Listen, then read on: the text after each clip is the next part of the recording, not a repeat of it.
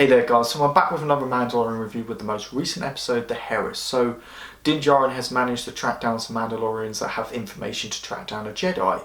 In order to gain this information, he has to help them steal this Imperial Gonsati shuttle cruiser, I believe it's a cruiser.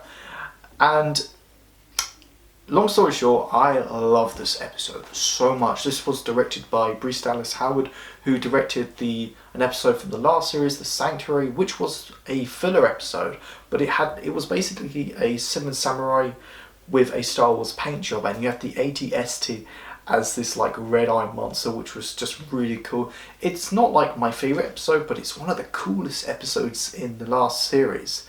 But this episode was so completely different to what she did in The Sanctuary. This one actually pushes the narrative forward in such a big way, and it connected to the lore of Star Wars, especially the animated show Star Wars The Clone Wars and Star Wars Rebels. So Bo-Katan is in this episode, played by Katee Sackhoff, who actually voices the character in the animated shows. And if you don't know Bo-Katan, she's this Mandalorian that is kind of like the new generation of the Mandalorians. I mean, there's kind of different factions of the Mandalorians, but she has her own quest. I mean, she wants to regain her Darksaber that she lost to Moff Gideon. I don't know how, hopefully that would be explained, or we'll see like a flashback to that, so she can restore order to Mandalore. I mean, even Din Djarin was kind of like, that place is cursed, I don't want to be part of that. But like, seeing Katee Sackhoff, she's so good in this. And we also learn there's kind of like different factions of the Mandalorians. I mean, Din Djarin, who kind of follows the old ways, the ancient ways, never remove your helmet. And then you kind of got like the new generation, the later generation, when you got like Bo-Katan, who actually doesn't follow the old ways, who are actually allies with the Jedi, who actually take off their helmets. And I really hope that plays a crucial part to the character of Din Djarin.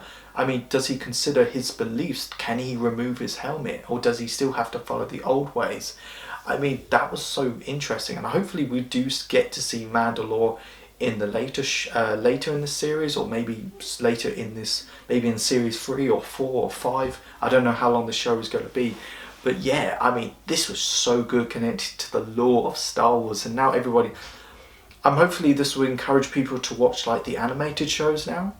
There were so many cool moments in the Heiress. I mean, of course we get to see Bo-Katan finally in live action, the mentioning of Ahsoka Tano, but there's some other stuff that was just oozing with just Star Wars. I mean, we get to see this like Imperial Walker that's kind of turned into a crane. I mean, we get to see the Imperial Gonsati cruiser that we saw frequently in the Rebels animated series, and I thought that was kind of a cool moment seeing that in live action. I mean, there's so many great action scenes to us. I mean, a baby Yoda who's kind of eating the eggs in the last episode, who kind of befriends with this, and he loves like they hatch into like the tadpoles.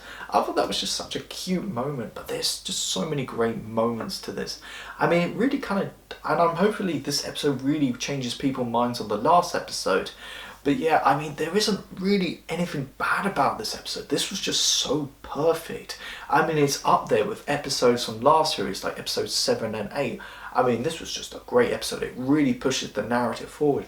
Bryce Dallas Howard, who's probably directed the best episode in the series, and she's probably out of all the directors in this series, she's probably the less experienced one. So I would be shocked if this turns out to be my favorite episode of the series. But this episode was just so perfect. It really, we get to see, like, it pushes the narrative forward. We get to connect to the lore of Star Wars.